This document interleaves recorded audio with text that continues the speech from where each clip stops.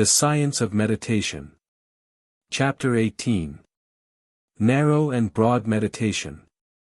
In the previous chapter, I explored, through the lens of evolution, why our bodies remain upright during seated meditation, even in deep states, rather than collapsing to one side as they often do when we are truly asleep.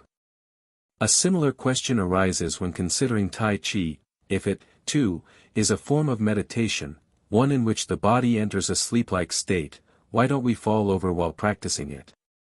Readers often raise this question because I have repeatedly emphasized that we can enter meditation not only by keeping the body still, but also by maintaining a constant speed of movement, whether through uniform linear motion or slow, deliberate movement. Therefore, Tai Chi can be understood as a form of moving meditation, which guides the body into a sleep-like state through slow, continuous motion. Before explaining why we don't fall while practicing Tai Chi, however, it is useful to first introduce a related concept, spontaneous gong. In the Qigong tradition, spontaneous gong, also called Zifa gong, refers to involuntary movements, sounds, or sensations that arise naturally during practice, without deliberate intention or mental planning. This automatic phenomenon occurs when the practitioner enters a deeply relaxed and focused state, allowing internal energy, qi, to flow freely, which often produces natural bodily movements.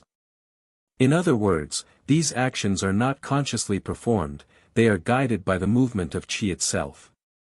These spontaneous movements can include swaying, spinning, waving the arms, stomping, jumping, or even motions that resemble martial arts or dance.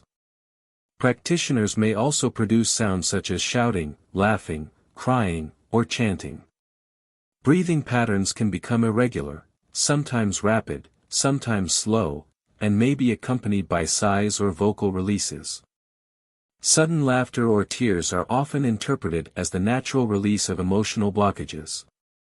Traditionally, Qigong masters explain spontaneous gong as a natural response to the unblocking of energy channels. As the saying goes, when qi flows, the form follows. From a modern scientific perspective, however, spontaneous gong can be understood as the nervous system's self-regulation during deep relaxation, which potentially involves autosuggestion and subconscious release, as in somatic therapy. In essence, spontaneous gong is a natural expression of body and mind when internal energy is activated. It is neither hallucination nor random movement, but a spontaneous manifestation that arises from a specific psychophysiological state. So, what exactly is this specific state of mind and body, and why does spontaneous gong naturally emerge within it? To me, the answer is simple: Qigong is, at its core, a form of meditation.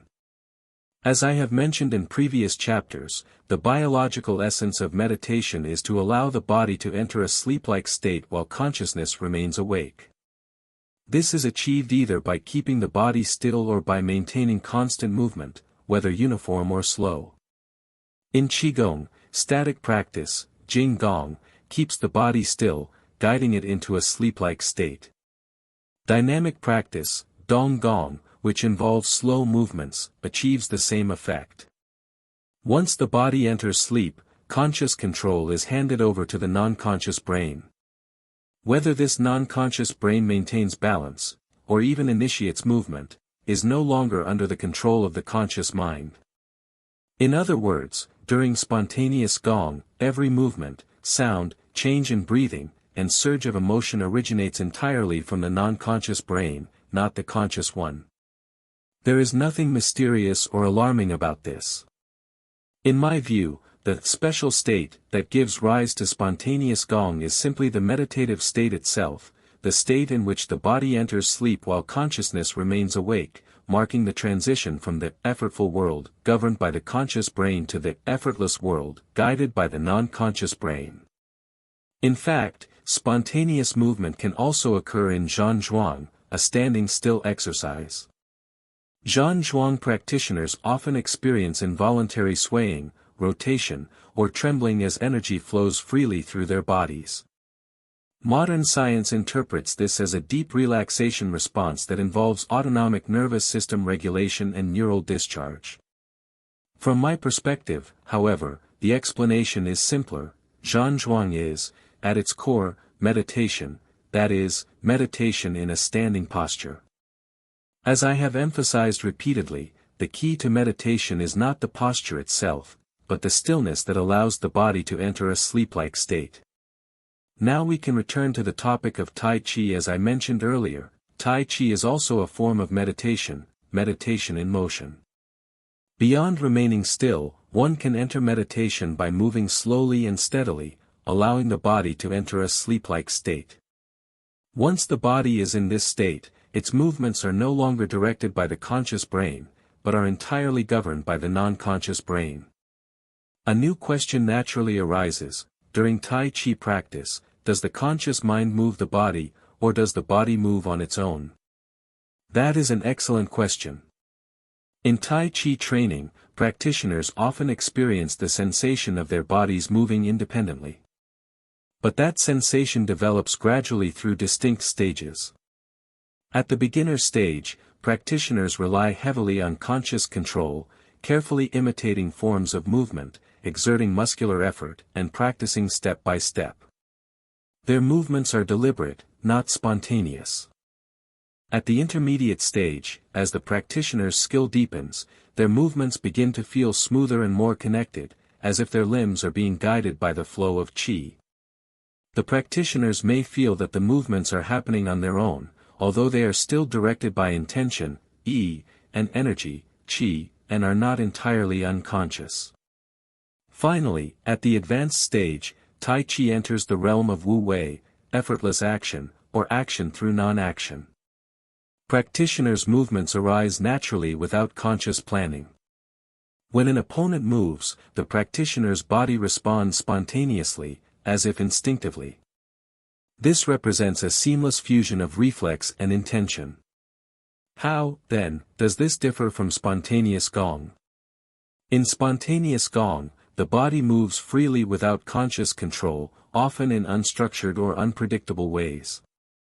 In advanced Tai Chi, however, spontaneous movement emerges from extensive training. The actions remain consistent with Tai Chi's principles of softness, circularity, and unity. In other words, Tai Chi's self-moving is a natural outgrowth of disciplined practice, not random motion. What feels automatic is actually the effortless flow cultivated through long-term training. By now, the answer to our original question should be clear.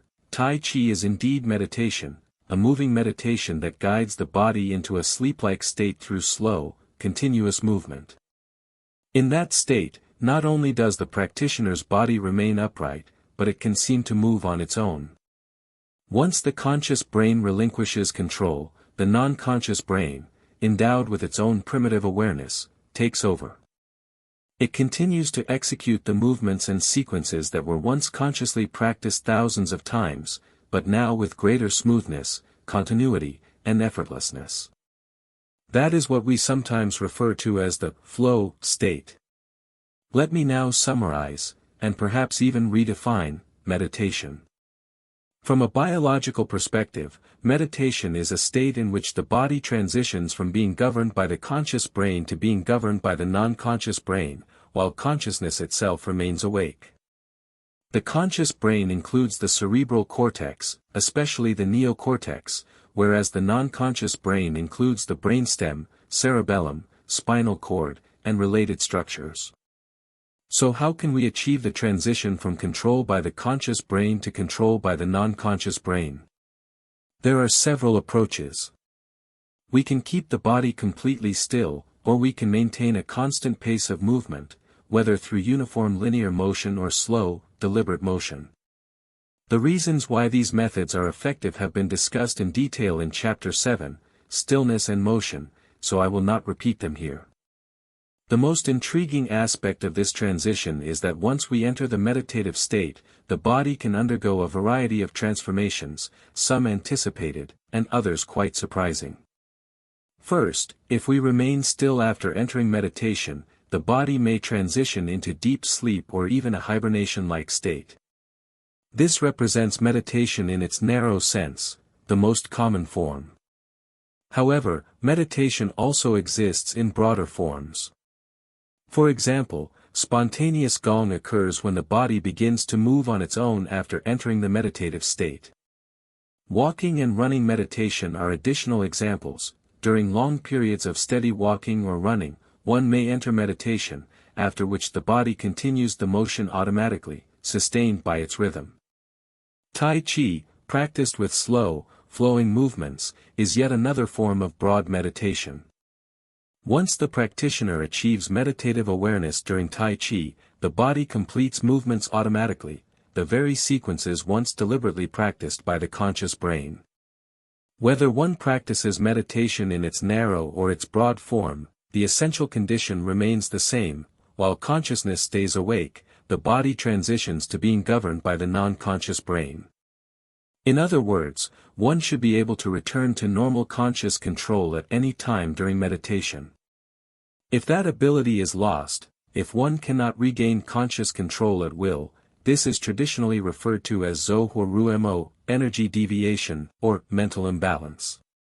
Such loss of control can occur not only in esoteric or mystical practices, but also in more common, passive phenomena such as sleep paralysis or sleepwalking.